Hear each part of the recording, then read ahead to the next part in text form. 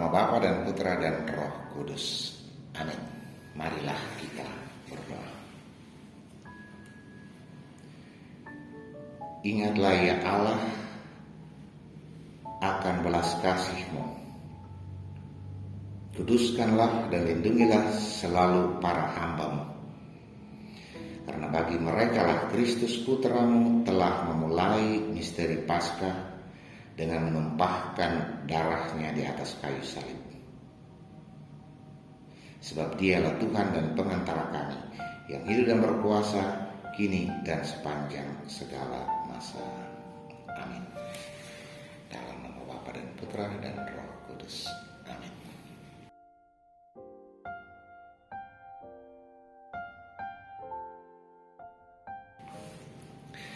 Saudara-saudaraku yang terkasih di dalam Tuhan, mengenang sengsara Tuhan, itulah tema sentral dari ibadat Jumat Agung. Tadi malam waktu Misa Kamis Putih, kita menyaksikan bagaimana Yesus membuat tindakan yang sangat penting. Ia mengambil roti, mengucap syukur, memecah-mecahkan, lalu memberikannya kepada para murid untuk dikonsumsi. Tindakan itu pun dilakukan atas anggur. Terhadap roti Yesus bilang, "Terimalah dan makanlah kamu semua. Inilah tubuhku yang diserahkan bagimu." Dan atas anggur Yesus berkata, "Terimalah dan minumlah kamu semua. Inilah darahku, darah perjanjian baru dan kekal, yang ditumpahkan bagi kamu demi pengampunan dosa."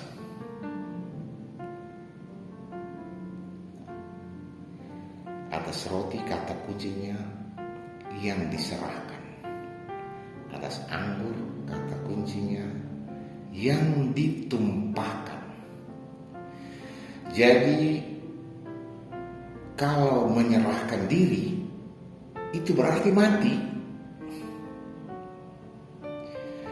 Kalau darah tertumpah itu berarti mati.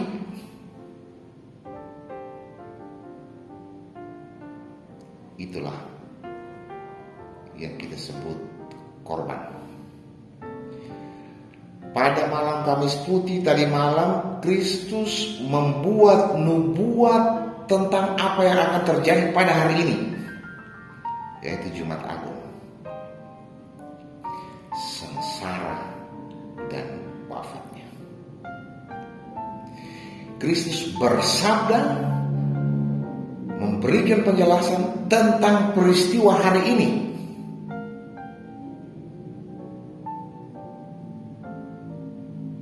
Berarti ada kaitan erat antara Kamis Putih dan Jumat Agung. Kamis Putih adalah nubuat dan Jumat Agung adalah realisasinya. Kita hari ini mengenang sengsara Tuhan. Mengenang di sini bukan sekedar mengingat, sweet memory misalnya, mengingat, bukan. Mengenang di sini sebetulnya dari kata Yunani anamnesis, berarti menghadirkan kembali apa yang terjadi pada masa lalu. Dan hari ini peristiwa salib yang melambangkan, yang menunjukkan sengsara Kristus itu benar-benar hadir kembali dan menjadi aktual secara tidak berdarah, secara sakramental di dalam peristiwa Jumat Agung ini. Di sini dan sekarang.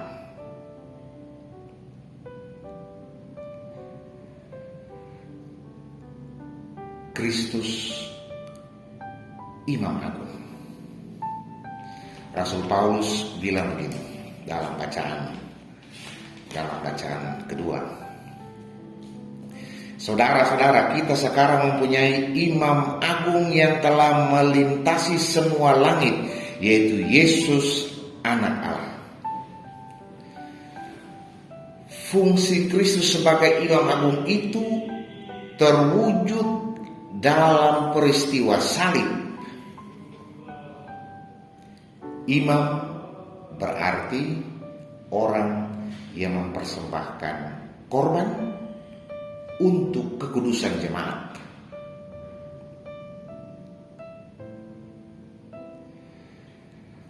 Kristus mempersembahkan korban yang adalah dirinya sendiri di atas altar salib, yang juga adalah dirinya sendiri, dan itu terjadi secara sempurna pada peristiwa salib, peristiwa Golgota. Pantas kita bersyukur, kita mengucapkan syukur kepada Tuhan karena kita tidak mampu untuk menjalin kembali hubungan kita dengan Tuhan yang terputus akibat dosa.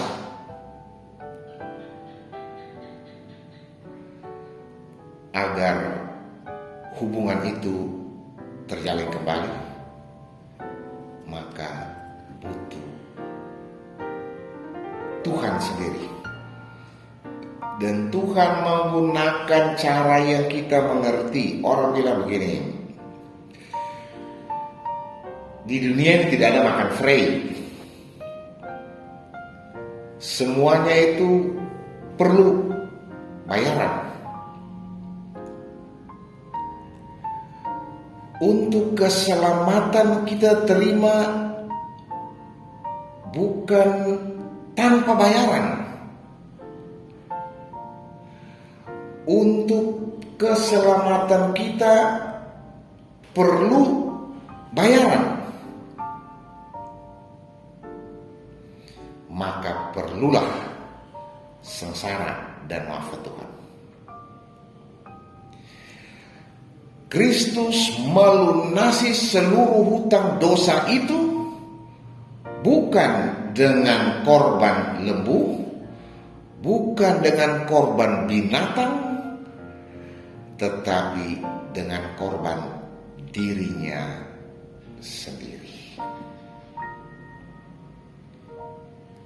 Utang dosa kita telah lunas dengan peristiwa hari ini yang hadir kembali secara tidak berdarah dalam ibadat Jumat Agung ini.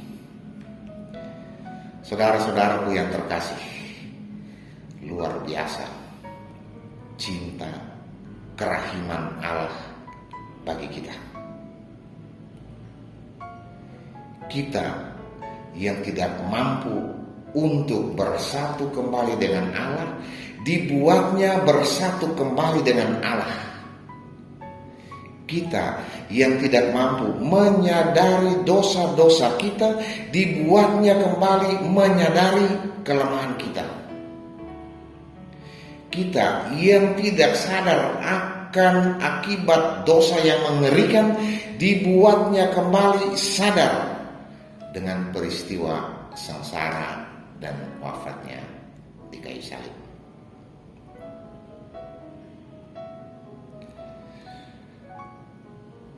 Akhirnya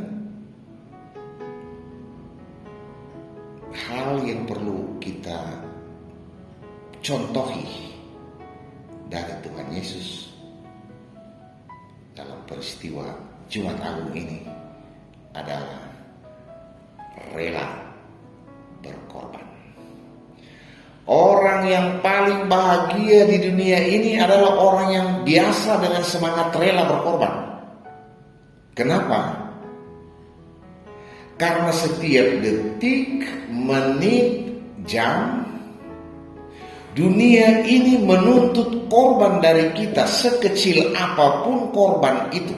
Kalau kita tidak biasa rela berkorban, maka kita akan kesulitan, akan kebingungan, akan tidak tenang.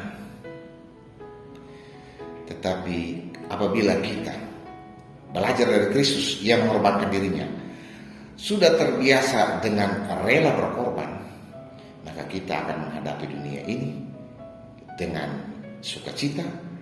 Bahkan kita dapat menaklukkan dunia ini sekalipun.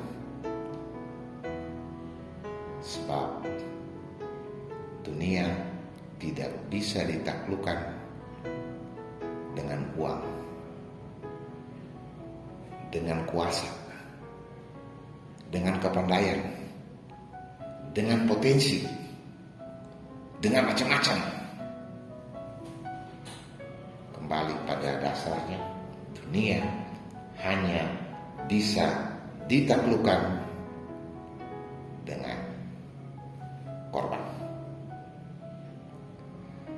Mari kita hening sejenak,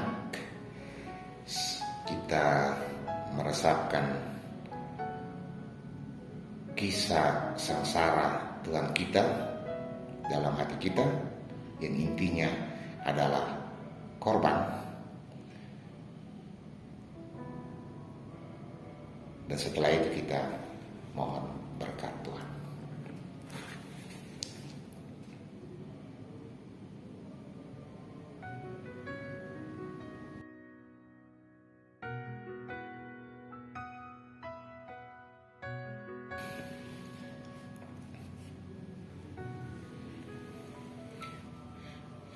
Tundukkanlah kepalamu, saudara-saudari yang terkasih, untuk menerima berkat Tuhan.